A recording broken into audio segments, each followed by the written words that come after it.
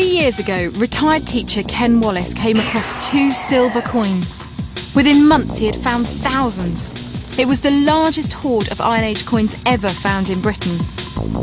The field is now rated among the top 10 Iron Age sites in Western Europe. But its discovery had to stay top secret for over 2 years, and only now can we tell his story. Why were thousands of coins buried in this tiny field? Find out as I solve the mystery of the East Leicestershire hoard.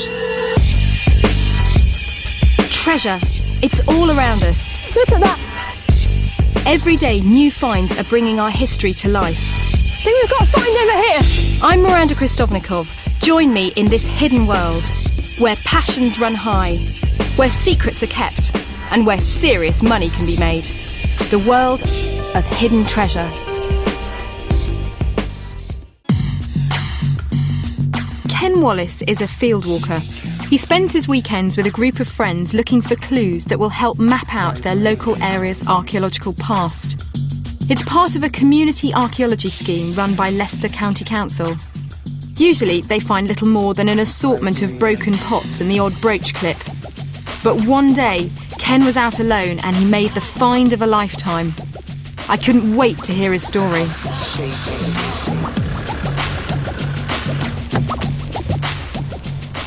We'd field walk this with the local field walking group.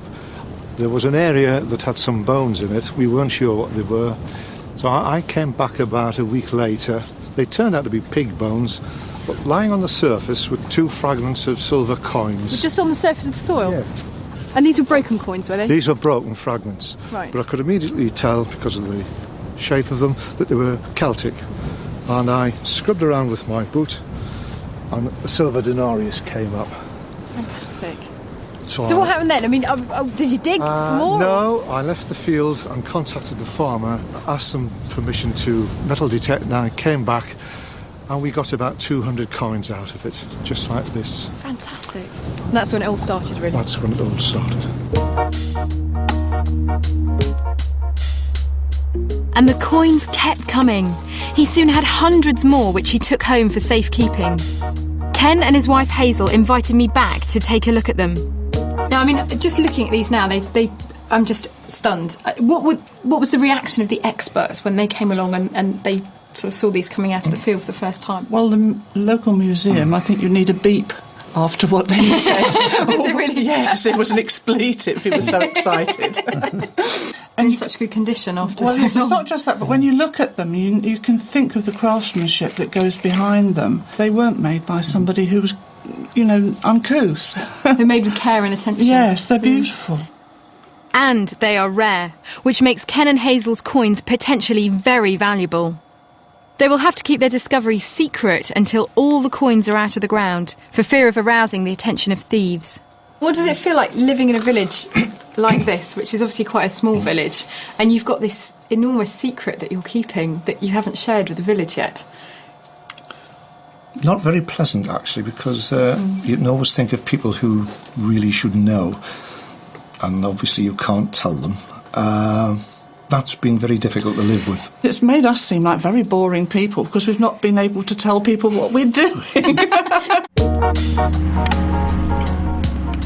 But they had told the county archaeologist, and Ken and Hazel's prompt action gave a team from the University of Leicester a rare opportunity. They were able to excavate whole groups of coins from the ground and look for nearby clues. They found 15 different caches of coins. One of them was found close to a mysterious lump of metal. The whole block of earth, including the metal, was sent down to the British Museum for examination under laboratory conditions. Every fragment was a vital clue.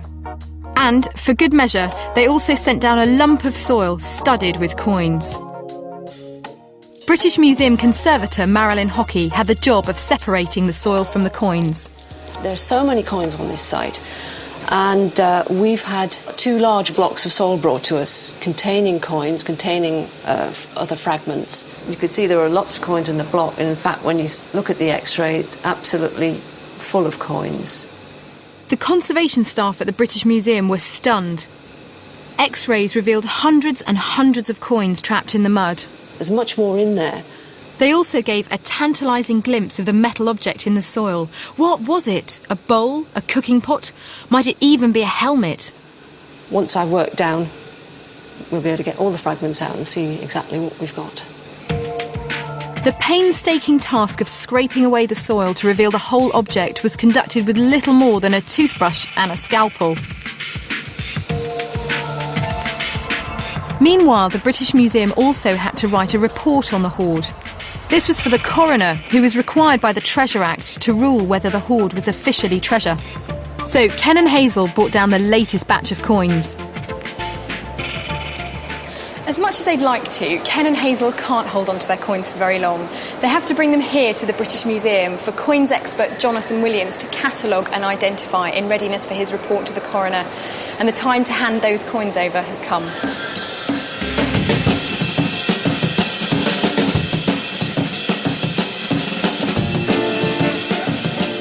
Hello, how are you? All right, good to see you. Should we go in? Come on. Come on. The British Museum was certainly not taking any chances with Ken's coins. Security was tight. But what would the coins be able to tell us? Now, all of these coins come from around where your site's located. On the one, they're all made of silver. We've got a rather splendid kind of abstract Celtic horse. Now, what we've also got here, and this tells me an awful lot about this site, this is a coin from a completely different part of the country. This coin made by a tribe that we think were called the Atrebates, and they lived around the area of modern Hampshire. Now, what the presence of this coin and this other one, which again from south of the Thames all the way up in Leicestershire, tells me is that this is a site with countrywide connections. Jonathan went on to show how coins could be used to create a tribal map of Britain. Each coin represented an individual tribe, some bearing the name of their leader. Others featured animals that were important to the tribe, like the wolf was to the Iceni and the boar to the Coryl Tauvi. But most popular of all was the horse.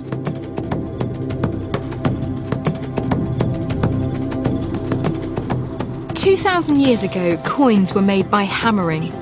A coin blank was placed between two metal dies, each bearing a tribal symbol.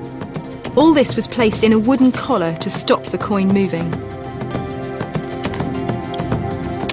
A sharp hammer blow was delivered, forcing the die's image onto both sides of the coin blank, hence hammered coins.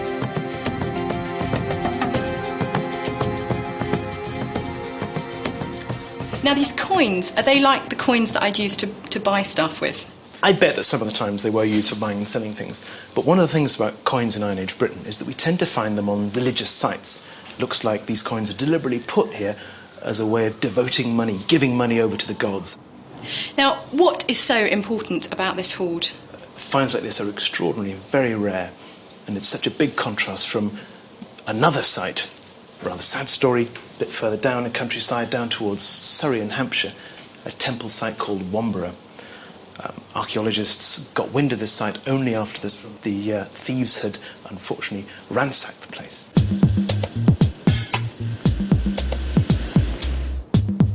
We went down to Womburgh to find out more. But nothing could prepare us for the story that local archaeologist David Graham was waiting to tell us. This is the beginning of the site that's been looted, and you can see some of the holes. Take care you don't fall in. My goodness. There's one there, one over that direction. This is the court. It's absolutely amazing, isn't it? The site has been repeatedly ransacked over the last 20 years. There's a hole up here that, when we came a couple of years ago, had a dead deer in it. So this is one of their holes? Yes. It's huge. We knew you'd had problems. I thought we were going to find sort of little half bucket sized things. I couldn't believe that anybody digs ponds. We've had a JCB out here at night loading up a big tipper lorry with material. I mean, you could make a swimming pool out of the hole that was left. Womburgh's past had been stolen and was lost forever. What was the value of those coins that were dug up? Something in the region of £3.5 million. There could be no clearer reminder about the need to keep quiet about Ken's find. Now seeing the devastation on this site, how do you feel about the importance of keeping your site secret? Well, we've made a lot of people miserable, I suppose, by not telling them. But now I'm glad that we haven't told them. Oh, it's made the awful the- effort of keeping the secret worthwhile. Yes. Yeah. Ken and Hazel's speed of action and secrecy had protected their site, but they couldn't keep their secret forever. They had to get all the coins out of the ground before looters got wind of the hoard. So we headed back to the site to finish the job. I wanted to help, so I asked Ken for a quick metal detecting lesson. This is what we call a motion detector, but when you go over an object, it will give you a noise. Detectors work by creating a magnetic field that penetrates the ground. If something metallic gets in the way, a signal is sent back and the detector gives out a warning sound.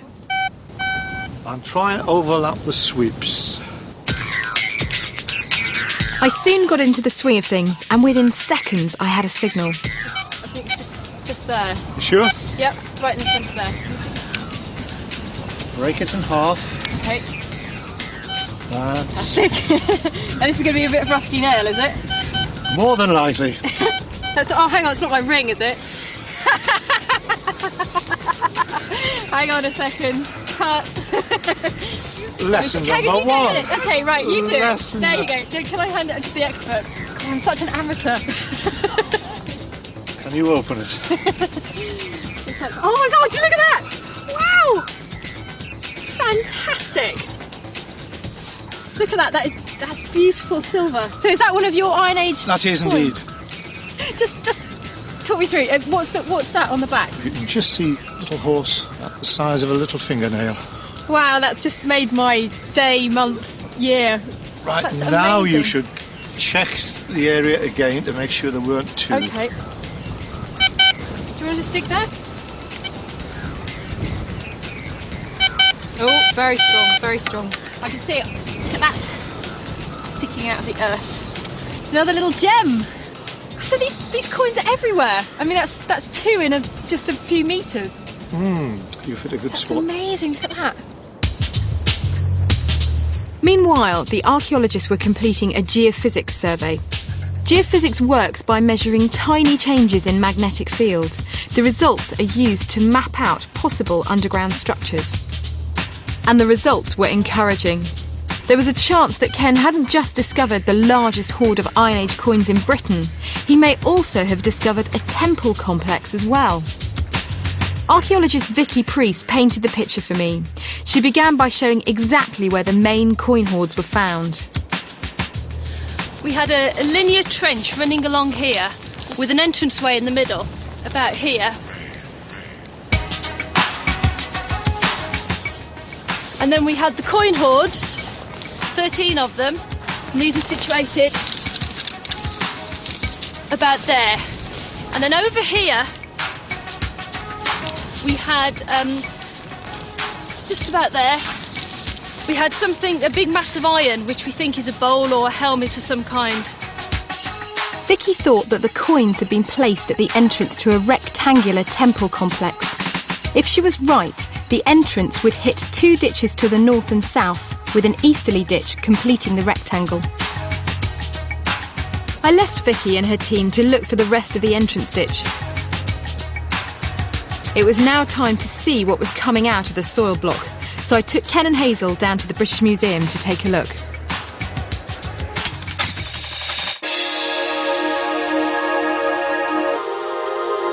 The soil block was beginning to give up its secrets. But apart from the odd coin, all I could see was a rusty bowl. Luckily, British Museum Iron Age curator J.D. Hill was on hand, and what he saw was a Roman soldier's helmet. You've got, that's the helmet, and you can now actually see it is a helmet. Marilyn's already taken off the bits of iron and silver from the top there. So the helmet's there, and the coins are mixed up with bits of animal bone, which was a complete surprise. And you can see that's probably a bit of dog jaw. There's lots of little bits of bone, and they all go right up to and overlap the helmet, so they must have gone in the ground at the same time. We've got some fragments of silver that have come up, and one of them was this little animal head here. Which super. Oh! Isn't that great? That was the first clue, wasn't it? Yes. That we were dealing with a decorated silver helmet. Decorated helmet. And we don't know what it is. Lion? Is it a mane? Could be a lion. It looks like there's a mane coming down here. The little ears. Excellent. That's really beautiful. The coins and silver helmet were fantastic finds in their own right. But what about the bones? Why were they there? We took JD back to the site to look for more clues. And before long, the site began to reveal its macabre secrets. There's something here as well. Or is that There was evidence that these might be killing fields. As you can see, we've started taking a look at these and they're absolutely jam-packed full of disarticulated animal bone. Well, I would say this is evidence that we're dealing with a ritual site here. But there was still no sign of a temple enclosure. What was going on? My goodness, you've been busy. We certainly have. Loads of digging going on. Talk me through what's happened. It's all got very weird. Down there, we have huge quantities of animal bone. Right. So where all those people are All digging those people are. is littered And with animal we bone. simply didn't expect that. So what might that huge concentration of bone tell us? Well, the odd thing which seems to be happening now is that we thought this was a temple, a building or a shrine. Yeah. This isn't a temple, a building, a shrine. So, what is it then? A prehistoric abattoir with a bank next door? In fact, what Ken had discovered is an open-air ritual site where the hill had been divided into two halves by a ditch. Cutting through this ditch is an entranceway where Ken found the coins and helmet. Each half of the hill had a specific role. On one side, coins were deposited, and on the other, animal bones. Just as we were beginning to make sense of the site, Ken made a vital discovery. Vicky, What have you got? look at that. Wow, it's brilliant. What is it? It's Celtic. Yeah, don't know what it is. There's no doubt about what that is. This is a handle which goes on a large wooden tankard for drinking out of. Tankards are a type of drinking vessel which starts to be used in this country from about 100 BC onwards, and usually because the wood rots away and all that's left are the handles themselves, and this is a really fine example of a handle. The tankard handle found by Ken proved to be the final piece in the jigsaw. A little bit smaller than this. It was evidence that ritual feasting had been conducted on site. And it was some feast. JD took me over to have a closer look at the leftovers. There were thousands of bones lying on the ground. Each bone was being carefully recorded before being removed for further analysis. We found Vicky photographing a pig's skull.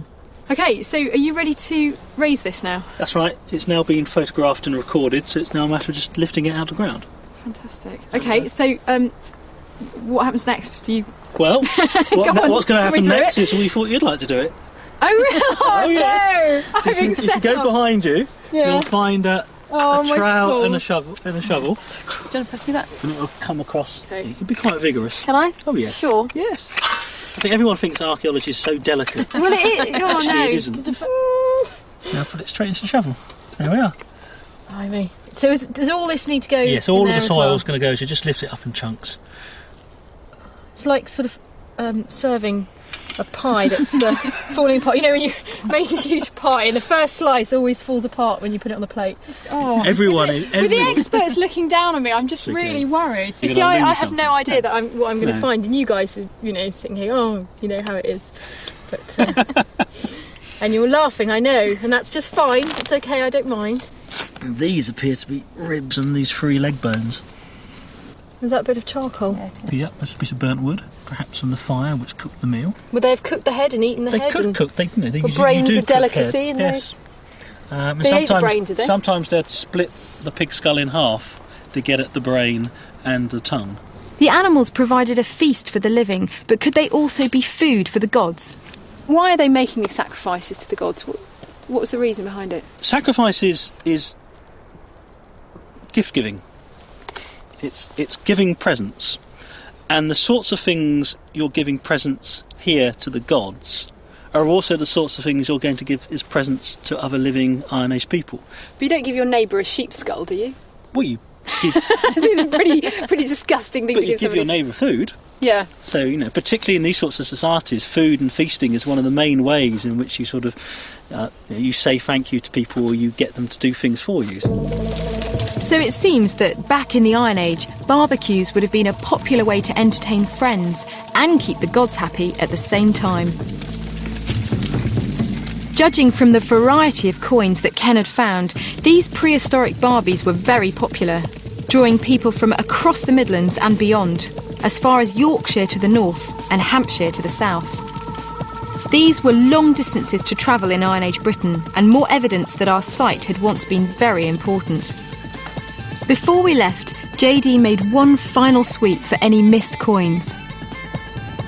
There it is. Look, there's another one. There we go. What have you got? 2 Oh, lucky thing. silver Look at Iron those. Age coins. Beautiful. I've only ever found 2 coins before. Oh, well, you've just doubled that. I've just doubled Doing my about iron. in the space of about I 5 know. minutes. Brilliant. So how does that feel? I feel really brilliant. Bit chuffed? I am. Just shows you how many coins there still are in the plough site. Yeah. I mean, you think this has all been gone over I know. so much, and then there's another 2. You're going to take those away. I'm going to take those away. JD's coins turned out to be amongst the last we found. Ken's field had finally dried up.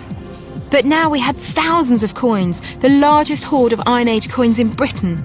But they were not yet treasure. The Treasure Act states that was for the local coroner to decide. We weren't allowed to film the court proceedings, but we were allowed to have a quick look before the hearing began. After we left, the coroner made his ruling. The coins were clearly over 300 years old and made of over 10% precious metal. The hoard was duly declared treasure. The next stage would be to fix Ken's reward. Meanwhile, the hoard's discovery was no longer a secret. News of Ken's find was spreading fast. Oh, you're all over the paper. But it wasn't just the coins that were treasure, the helmet was too. I decided to get back on the road to take one last look at Ken's Roman helmet. As you can see, not a lot has changed. It still looks a bit like a rusty old helmet to me. But these few precious pieces are all we have to go on. This lion's head, it could be a symbol of strength, a fitting image for a soldier's helmet. And this cheek piece still shows clear signs of decoration. Luckily, the British Museum does have 2 beautiful Roman cavalry helmets on display, and they offer a tantalising glimpse into what our helmet might once have looked like.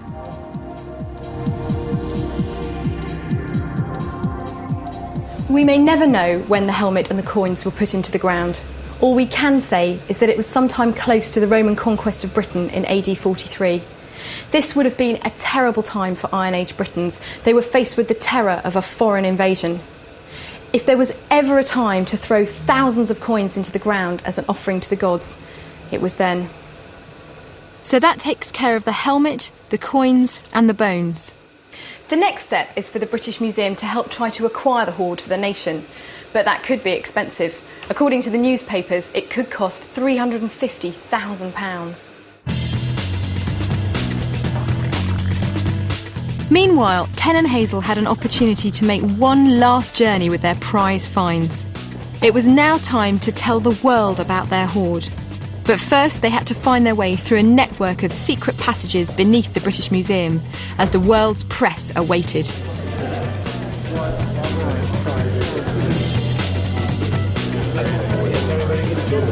It doesn't look very much on this table, but this is one of the most important, I think, discoveries of Iron Age treasure to be found for many years.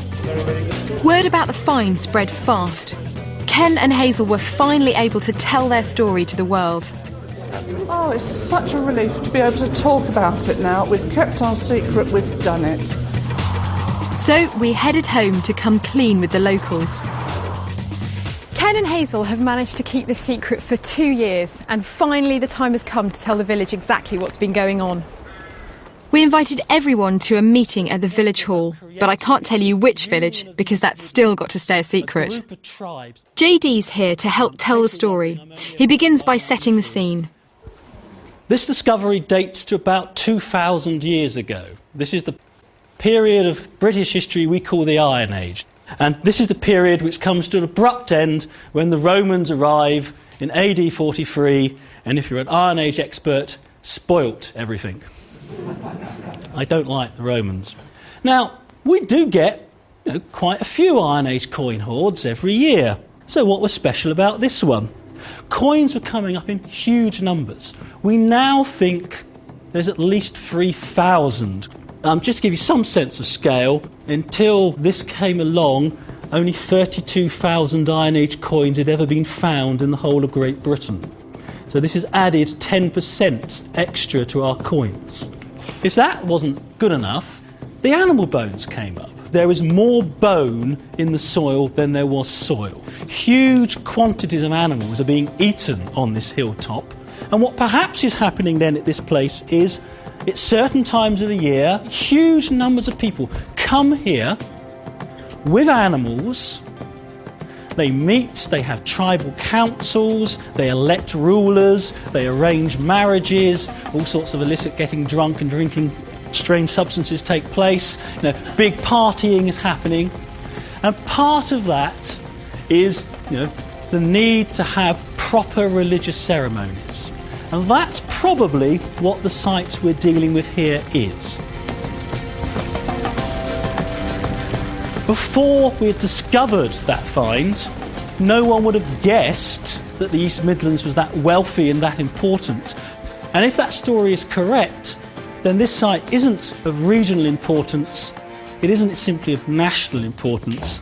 This is European Champions League stuff. This is one of the 10 most important recent discoveries of Iron Age things in the whole of Western Europe. Thank you very much. Powerful stuff. But what did the villagers make of their newly discovered prehistoric past? Are you quite sort of shocked with the size? The size of it, yeah, the amount of it, yeah, it's amazing. I just didn't expect anything so large and important. It's absolutely tremendous and so exciting. Did you have any idea about what was going on?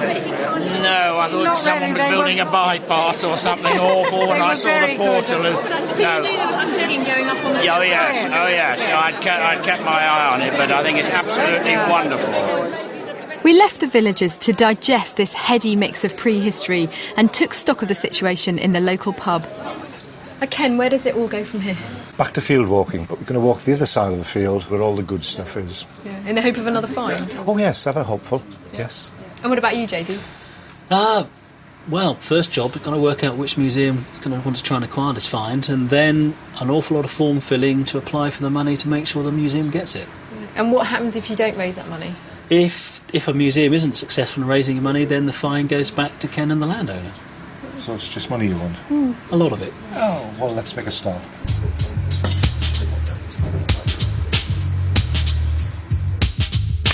Fortunately, if the British Museum finds it hard to help raise enough cash, they will always be able to call on Ken for the odd extra coin.